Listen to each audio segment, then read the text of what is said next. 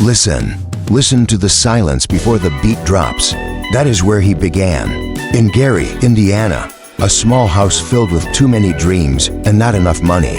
Joseph Jackson saw something. Saw it in a little boy, the seventh child, Michael.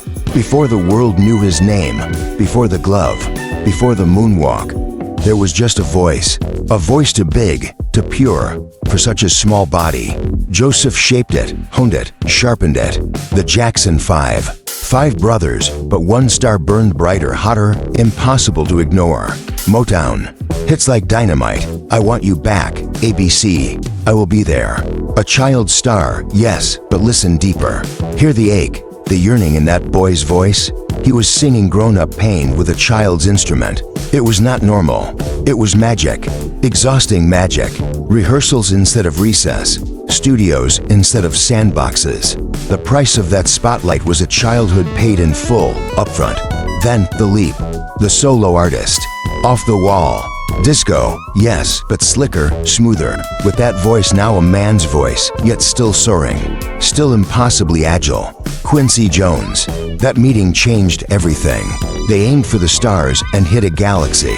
Thriller. Not just an album. A quake that shook the planet. That beat.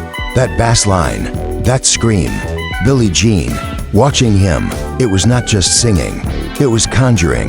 He did not walk. He floated. He defied gravity. The moonwalk was not a step. It was an optical illusion.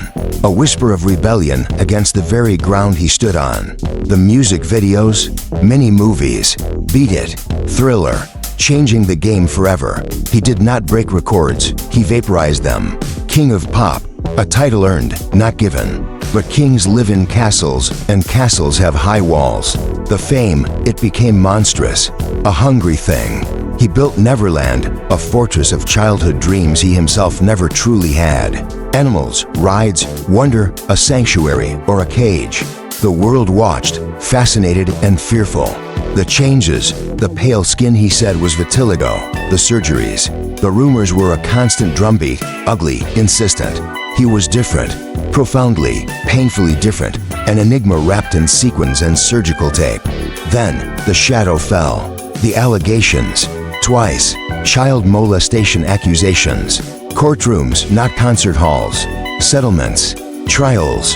The media frenzy was a feeding frenzy. His reputation, that meticulously crafted image of innocence and wonder, cracked, then shattered for many. He denied it, always denied it. Fiercely, the estate denies it still. But the doubt, it became a stain, a discordant note that would never fade. It broke him, broke something inside. Even the 2005 acquittal could not wash it away, not in the public mind. The damage was done. He tried to rise. History, invincible. Comeback tours planned. The This Is It residency in London, a promise of return. But the body, perhaps the spirit, could not take the strain. The medications, the desperate search for sleep, for escape from the crushing pressure that had been his life since he was 5 years old. June 25, 2009. The heart stopped. The music, the global wail of grief was the loudest encore imaginable. The king was gone. The complicated, brilliant, troubled, generous, lonely, unparalleled king was gone. The world mourned a paradox. The genius who gave us heal the world and man in the mirror, yet whose own world seemed so fractured. The dancer whose body moved like liquid light, yet who seemed so physically altered. The man who craved love from millions, yet seemed so achingly alone. And now, they want to tell his story again, on the biggest screen. A movie, simply called Michael, directed by Antoine Fuqua, produced with the blessing, the control of his estate.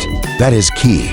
His nephew, Jaafar Jackson, stepping into those impossible shoes, those sparkling socks. They say it will be epic, that it will show the man, the artist, in full.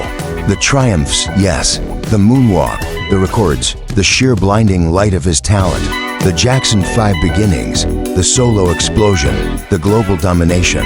But what of the shadows, the pain, the controversies? The estate holds the keys. How deep will they allow this film to dive?